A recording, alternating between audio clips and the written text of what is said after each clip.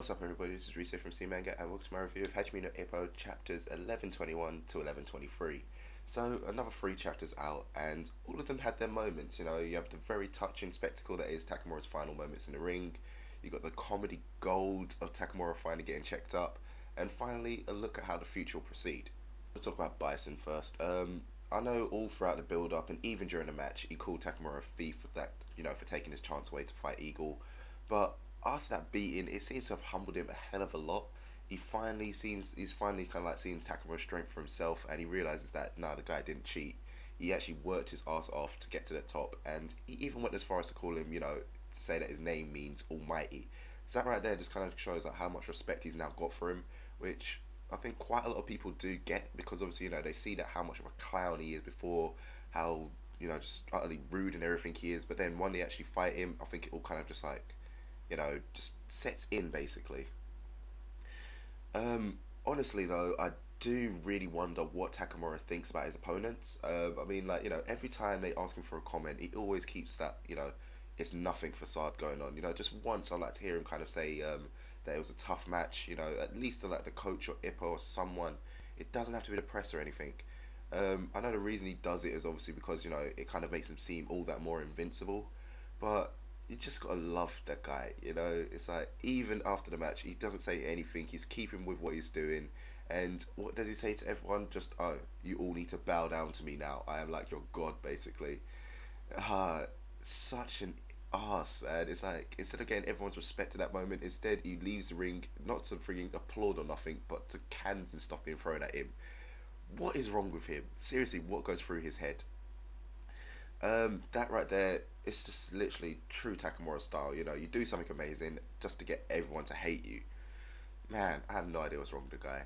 Finally, in this chapter here, there was that nice little moment where Ippo, Sendo, and Mashiba, they're there thinking about trying on the belts. But in the end, basically, just end up rethinking exactly what they were doing, saying, no, we're going to be getting our own ones.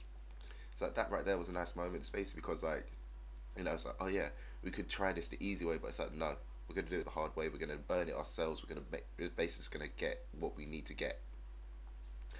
And that right there was it for that chapter right there. So on to the next one. So second chapter, and I gotta admit, it jumped right up there onto my top 10 funniest chapters list. Somehow Takamura won the People's Honor Award. Obvious why he won it actually. I mean, unifying the belts was an amazing feat, not only for Takamura but for the country as well. It's kind of like if he was over in England, he'll probably get knighted, kind of like Dane Kelly Holmes nil them. So yeah, right there, such a big honor for such a vulgar person. It's like he even kind of seems like all the press are there waiting for him to try and get like an interview with him about the match and everything. He was like, nope, not going to talk about that, but I'm going to be getting this honor award. And it's like, oh, I wouldn't have even took it in the first place if the coach didn't look so damn smug about it. So yeah, obviously that was at that point there. It was a nice little sweet moment where he ended up buying the coach a display cabinet for all the world title belts. One thing I did notice about that cabinet is it had 8 slots. So obviously if Takamura's planning on doing all 6 weight classes, that'll be 6 belts, plus he's got, the unification one, so that's 7. So does he plan on, I don't know, doing another unification match? Or is he saving up for Ippo when he gets his belt? Or is it just a thing of, well, I'm going to be getting 7 belts at this point in time, so let me get one with 8. And if I get enough one, so be it. So therefore if he does try and unify every weight class, therefore he'd have to get another cabinet. I know, it's Takamura, no one knows what the hell goes on in that guy's head. But yeah, on to the main bulk of this chapter. Takamura is obviously there getting checked up by Dr. Yamaguchi, and my god, this was altogether a culmination of one of the funniest scenes ever. It's up there with, the whole trying to make Aoki step in his shit and then ends up putting it on his head. The whole fondling Tomiko during the fireworks display.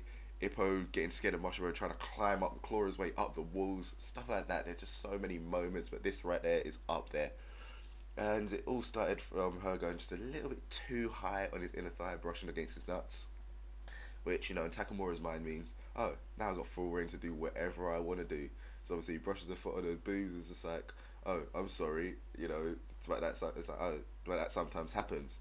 She's like, oh, she's super chilled out about it, it doesn't really bother her. So next, it's like, I need you to roll onto your front. And Takamura, in true fashion of a guy being a guy, he was, well, there's no other way to put it. He had a giant rager. which he was pretty proud of. You know, the fact it's like, yep, this is it. This is the schlong of a world champion. You know, take it in, take it in. And she's just like, well, yeah, that's the thing though. I also treat Ippo. And at that moment there, obviously, you know, Takamura, he is so annoyed at how much bigger Ippo is compared to him. Every time you see them two, you always see, like in the anime, you get the whole elephant noise and all that stuff. So many funny moments, but that right there, it just turned into the funniest turn of events, leading to obviously Takamura's award disappearing from existence from him. You know, the guy gets thrown out of the window thanks to Dr. Yamaguchi's judo talent. You know, there tries to attack her, like, you bitch, how can you say that mine is smaller? And then she just flings him out the window. It's like, oh shit, I completely forgot. She's a judo champion. To him then seeing Ippo, like, walking down the street outside and chasing after him while half naked. Seriously, I really do wonder how Morikawa comes up with some of these events, some of these moments. It's like, does he think of the moment and then kind of work his way backwards to how he gets to that? Or are these things happen in real life?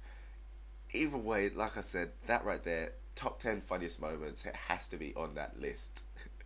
So, final chapter, and this one is actually a really good discussion point. Basically, it's like all the editors are there talking about who will win the race for the world featherweight title. So the contenders are obviously, well, in their minds, is Sendo, who obviously challenged Alfredo in his last match. Personally, I think he stands a really good shot at beating him. I mean, you know, once Sendo turns on this like ruthless mode, he pretty much breaks any boxer he comes up against. It'll be kind of like a crazy fight between two beasts. You got one using his animal spirit instincts, you got the other one using his melty mode. That right there will just be a really good fight, and especially like seeing as how, you know, Sendo's basically seen everything Alfredo can do from watching that fight against Ippo. But then at the same time, Alfredo might have been watching that fight that Sendo just had, you know, considering how, I don't know, it's one of them things, it's like you just never know, because right there, Sendo did kind of show off a lot of his hand. Well, he doesn't really have too many cards to begin with, but still, you know, the fact that they've kind of seen each other's hands now, it'll make for an even better fight. So yeah, second contender on that list is an obvious one, Miyata. Now, we haven't really seen anything from this guy since the whole Randy Boy Jr. fight. He's obviously been having a few fights off screen and everything, moving up the rankings. But my question is, who will he fight? You know, if Sendo's going to take the first crack at Alfredo, I don't really see Miyata kind of waiting until after that. And then maybe, obviously, if Sendo does win, he'll end up having to fight Sendo himself. So it's like, what's the point? So, in my mind, I see nothing less than Miyata going straight for the top, going straight for Ricardo. Right there, that just kind of makes sense. And then, I don't know, it just feels right. Like, you know, Miyata's going to get the first shot at him, feed him out. It'll kind of like be maybe like a prelude to how it was in the original rookie fights, when they fought, you know, obviously Miyata, it was supposed to be Ippo versus Miyata at the end. You know, he lost against Mashiba. He kind of gave Ippo the little feel for how Mashiba fights and all that stuff. Just weird bits like that, you know. I kind of see something like that happening. He loses to Ricardo, but then he ends up like helping Ippo train to defeat Ricardo. Yeah, so there's also talk of another contender, but Fuji and the team were basically cut off before they could say who it is. Now, there's a lot of speculation as to who it can be, but stick with me here. I'm going to throw a name in there, and I'm going to say Imai. I mean, you know, he is the Japanese champion and everything, so he is world ranked, and he is striving to fight Ippo himself. So there's no doubt that he'll be trying to move up the rankings. There are probably a lot of you thinking that, oh, but maybe it's going to be Itagaki instead, but that's the thing. He kind of still needs his rematch for the Japanese belt. But then I kind of get the feeling that at that point when he does fight Imai again, it's going to be a thing of, oh, Imai no longer has a need for the belt itself because he's got his eyes on something, on a bigger prize.